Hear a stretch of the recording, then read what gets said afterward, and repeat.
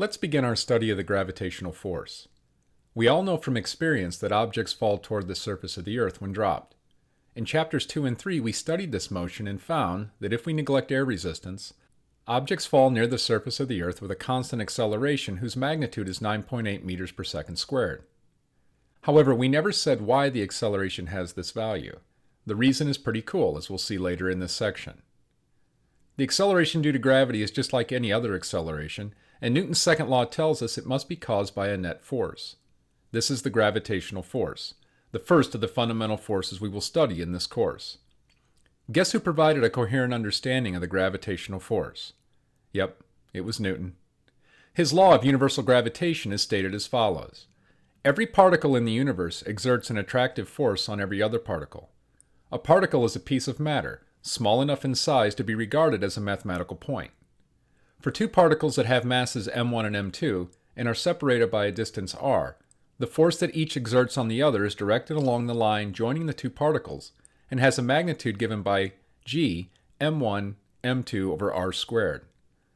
The symbol g, often referred to as big G, denotes the universal gravitational constant, whose value is found experimentally to be 6.674 times 10 to the minus 11 newtons meter squared per kilogram squared. Big G is called the universal gravitational constant because it has the same value for all pairs of particles anywhere in the universe, no matter their separation distance. The figure shows two masses m1 and m2 separated by a distance r and the attractive gravitational force between them. Notice that the gravitational force is directed along the line containing the two charges. We see that positive F is the gravitational force exerted on particle 1 by particle 2, and negative F is the gravitational force exerted on particle 2 by particle 1. Thus, these forces have equal magnitudes but opposite directions. They constitute an action-reaction pair as required by Newton's third law. So what influence does the gravitational force have between two objects with ordinary masses? Take, for example, the gravitational force between two golf balls, each with a mass of 4.5 times 10 to the minus 2 kilograms and separated by a distance of r equals 1 meter. We use Newton's law of universal gravitation to calculate the magnitude of the force.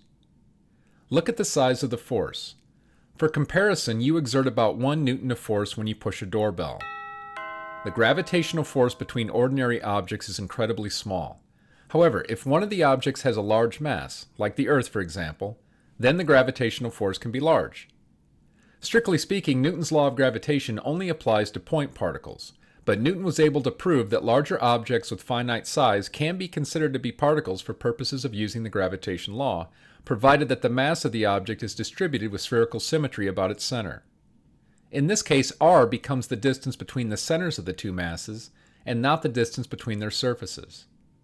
The gravitational force between the Earth and the Moon demonstrates this, where r is now the distance between the centers of the Earth and Moon. And even if the objects are not uniform spheres, Newton's gravitation law can be used to a good degree of approximation if the sizes of the objects are small relative to their separation distance. Let's talk about weight. Because gravity provides an acceleration of 9.8 meters per second squared on objects near the surface of the Earth, Newton's second law tells us there must be a force equal to the mass of the object times its acceleration. We define this force as the object's weight. The weight, W, of an object on or above the surface of the Earth is the gravitational force that the Earth exerts on the object. The weight always acts downward, toward the center of the Earth. On or above another astronomical body, like the Moon for example, the weight is the gravitational force exerted on the object by that body. Since weight is a force, it has the SI unit of newtons. Applying Newton's gravitation law to the mass m in the figure, we see the magnitude of its weight would be W equals big G times the mass of the Earth times the mass of the object divided by r squared. Thus, the object has a weight even when the distance r does not equal r sub e, the radius of the Earth. Notice that the weight of the object decreases the further it is located away from the Earth. How about the relationship between mass and weight? Although massive objects weigh a lot on the surface of the Earth, mass and weight are not the same. Mass is a quantitative measure of inertia. It is an intrinsic property of matter and does not depend on an object's location.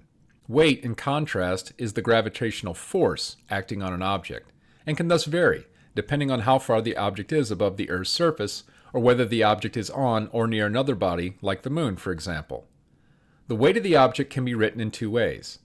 First, we know by Newton's gravitation law that the weight of an object is big G, mass of the Earth, mass of the object divided by r squared.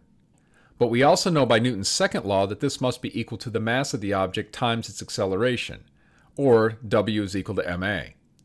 Now we see that the acceleration of the object must be equal to big G times the mass of the Earth divided by r squared. This represents the acceleration of the object at a distance r from the center of the Earth. However, if the object is on the Earth's surface, then r is equal to r sub e, the radius of the Earth, and we know the acceleration then must be equal to 9.8 meters per second squared. Therefore, little g must equal big G times mass of the Earth divided by the radius of the Earth squared. And indeed it does. This is where the value of 9.8 meters per second squared for the acceleration of falling bodies near the surface of the Earth comes from. It depends on the mass and radius of the Earth. Knowing this, we can now calculate the acceleration due to gravity on the surface of any body. Take the Moon, for example. The value of g on the surface of the Moon would be big G times the mass of the Moon divided by the radius of the Moon squared. This is equal to 1.6 meters per second squared. The acceleration due to gravity on the surface of the Moon is about 1/6 what it is on the Earth. So while your mass on the Earth and Moon will be the same, you will weigh about 1/6 as much on the Moon.